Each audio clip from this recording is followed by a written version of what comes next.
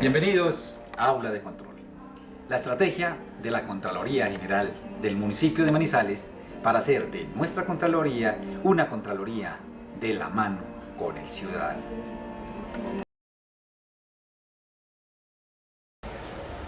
Muy complacido de poder abordar con ustedes y hacer la presentación del tema de la planeación en materia de contratación estatal. Primero entonces tenemos que tener en cuenta que el contrato estatal, a diferencia de los contratos entre particulares, podíamos encontrar en primer momento el principio de planeación. Y cuando hablamos de planeación en materia de contratación estatal, es que tenemos que tener estudios previos.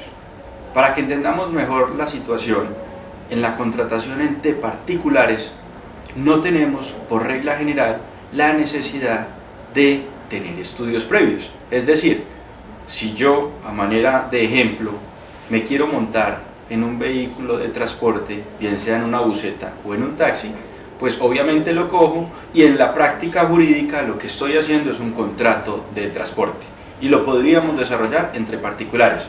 Ahora bien, pasemos ese contrato de transporte para el sector público. Si una entidad estatal, cualquiera que ella fuese, un ministerio, un departamento administrativo, una contraloría, la procuraduría, una gobernación o una alcaldía, quiere hacer un contrato de transporte para movilizar su personal, tiene obviamente que hacerlo mediante unos procesos.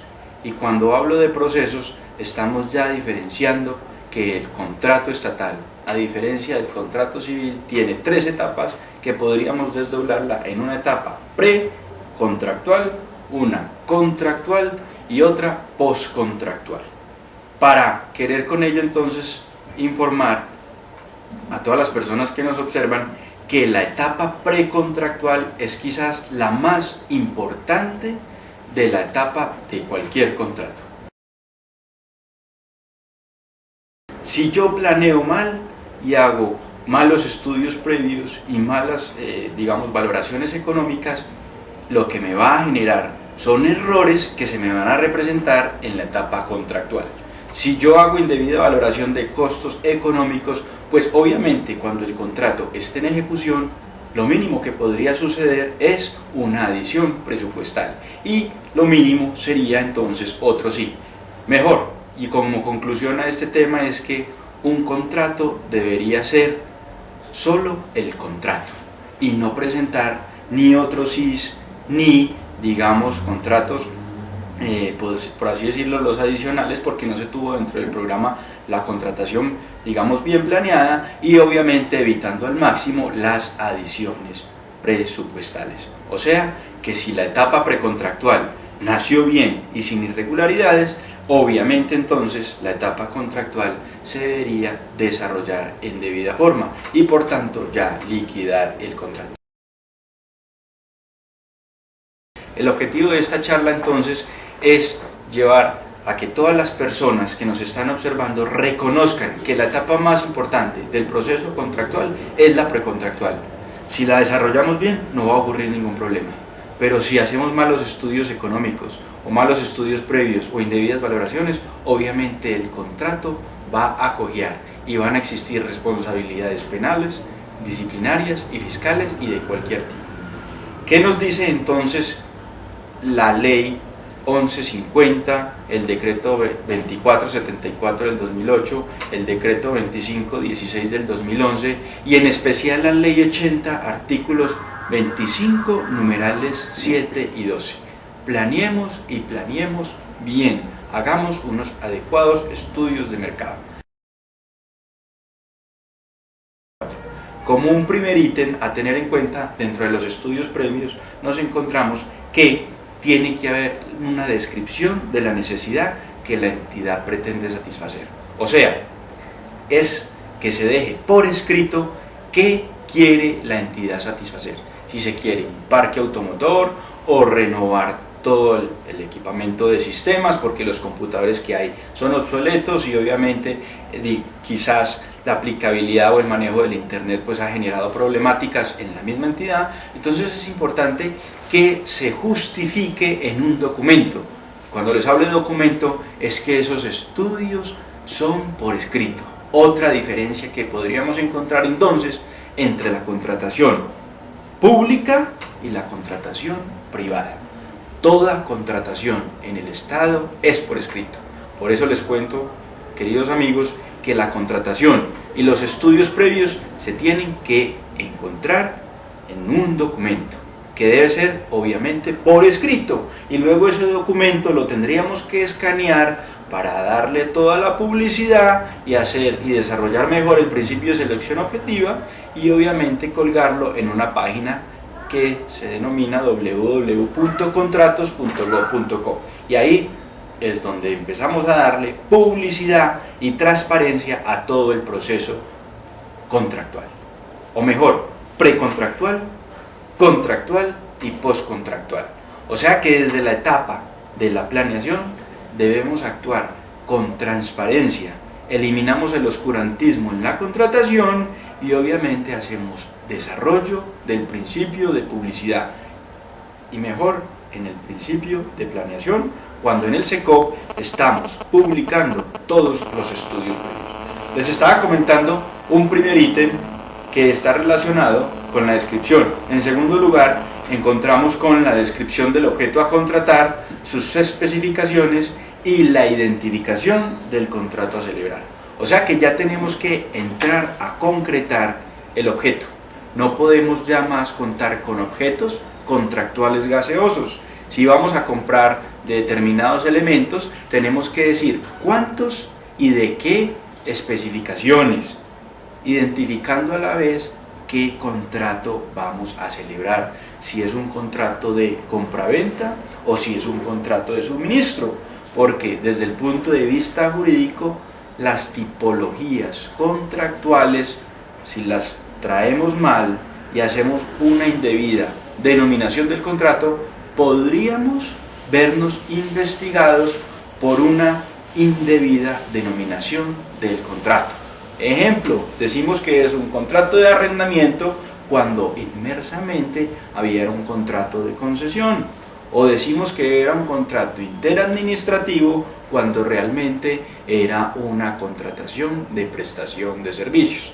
Por eso la reforma ya nos está obligando a las entidades estatales a que dentro de los estudios previos identifiquemos el tipo de contrato que se va a celebrar. Otro ítem bien importante que tenemos que tener en cuenta dentro de los estudios previos son los fundamentos jurídicos que soportan las modalidades de selección. Ahí tenemos que tener en cuenta, de acuerdo a las normativas y al desarrollo legal que ha existido, incluso desde la decreto ley 150 de 1976, luego el decreto ley 222 del 83 y luego la reforma con la ley 80 del 93, siempre se han manejado varios procesos o mejor modalidades de selección, a tal punto que hoy tenemos 5 modalidades de selección, porque el nuevo Estatuto Anticorrupción creó la nueva modalidad que anteriormente se entendía como selección abreviada de mínima y hoy ya la tenemos como contratación de mínima. Entonces tenemos que decir en los estudios previos qué modalidad, y a saber, son 5 modalidades. La primera, por regla general, licitación pública. La segunda, si no se pudo hacer por licitación pública, miremos si está dentro de una causal de selección abreviada, si no, en una de concurso de méritos, en una de contratación directa, ya vamos 4, y la última, que fue la creada por la ley 1474 y reglamentada por el decreto 2516, que habla de la contratación de mínima cuantía. Realmente estamos dándole las bases y los fundamentos a cualquier organismo de control, bien sea Procuraduría o Contraloría, determine en una investigación cuál fue la modalidad y no tengan ellos que deducir de la lectura del contrato, sino incluso desde los mismos estudios previos y puedan ya determinar cuál fue la modalidad que se utilizó en ese contrato. Otro tema que es bien interesante y que toca, digamos, uno de los principios quizás más importantes en materia de contratación desde el punto de vista fiscal, es el principio de economía. En materia del principio de economía, los estudios previos nos dicen que se tiene que hacer un análisis que que soporte el valor estimado del contrato. O sea, que antes de iniciar, o mejor, en los estudios previos, la entidad tiene que contar con estudios de mercado. Si va a comprar unas sillas, si va a comprar unos vehículos, unos computadores, resmas de papel, tiene que saber el valor de esos bienes. Y mejor, para el día en que se vayan a adquirir, o el día histórico de la oferta, mejor, del contrato, se tenga el precio exacto. Porque si no lo tenemos y hacemos esa contratación, la misma podría desencadenar en un sobrecosto y posteriormente, en virtud de un control posterior, la Contraloría iniciar un proceso de responsabilidad fiscal por sobrecostos en la adquisición de determinados elementos. Entonces, ¿qué nos lleva ahorita la reforma con el 2474 y el reglamentario decreto 2516 del 2011? Es que hagamos unos buenos estudios previos y motivemos en debida forma el valor de ese contrato. Tenemos que tener en cuenta que dentro de ese valor y quizás dentro de esos estudios, para determinar el presupuesto del contrato, hay unos costos asociados que podríamos decir que son gastos administrativos y decir que son directos e indirectos, que cualquier contrato con el Estado acarrea unos gastos de tipo administrativo. Entonces, en ese valor de la fijación, mejor, o en la determinación de ese presupuesto del contrato, tenemos que tener en cuenta esos gastos o esos costos, que podríamos denominar algunos como son las pólizas, la de seriedad, luego la póliza de garantía si se da, podríamos mirar también el tema de la publicación, podríamos mirar de pronto también el tema de la estampilla. Entonces son valores asociados con el contrato. Pero si vamos a valorar también desde el punto de vista económico, muchas entidades aplican lo que es cotizaciones. Por favor, si miran cotizaciones, que las mismas sean reales y que la entidad de manera adicional haga estudios por su cuenta. Hoy tenemos mucha oportunidad de verificar precios a través del internet, con folletos, digamos, de entidades o almacenes, ¿cierto? Podríamos encontrar estos grandes almacenes de cadena donde ya podríamos tener una relación de los costos de mercado que servirían en un momento dado para una fijación del presupuesto de la contratación.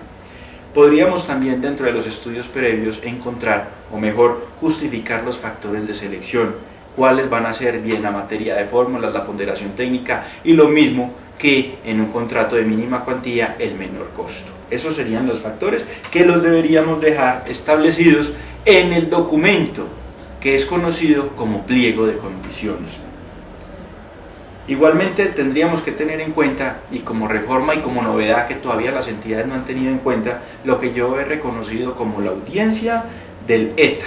Podríamos decir audiencia de tipificación, estimación y asignación de riesgos. Y es decir, desde el punto de vista precontractual, cuáles son los riesgos que se podrían encontrar en cualquier contratación. Y hacer una audiencia para mirar los riesgos. ¿Cuáles riesgos? Los previsibles, porque en materia de riesgos podría ser imposible, y obviamente como su nombre lo indica, los imprevisibles tenerlos en cuenta, toda vez que son irresistibles o imprevisibles. Y finalmente, dentro de los estudios previos y de acuerdo al desarrollo legal que trae el decreto 2474 del 2008, encontraríamos lo que es la valoración o no de la necesidad de que determinado contrato cuente con las garantías. Y ahí vemos que hay una opción, y esto lo trae para los contratos inferiores al 10% de la menor cuantía. O sea, en los contratos inferiores al 10% es optativa la aplicabilidad de, digamos, garantías o exigirlas, pero si los contratos son superiores al 10% de la menor cuantía, obviamente ya no es una opción, sino una obligación para la que la entidad estatal respalde ese contrato con un aseguramiento y exija entonces una garantía. Con esto terminamos entonces todo el tema de la planeación del contrato estatal. Muchas gracias.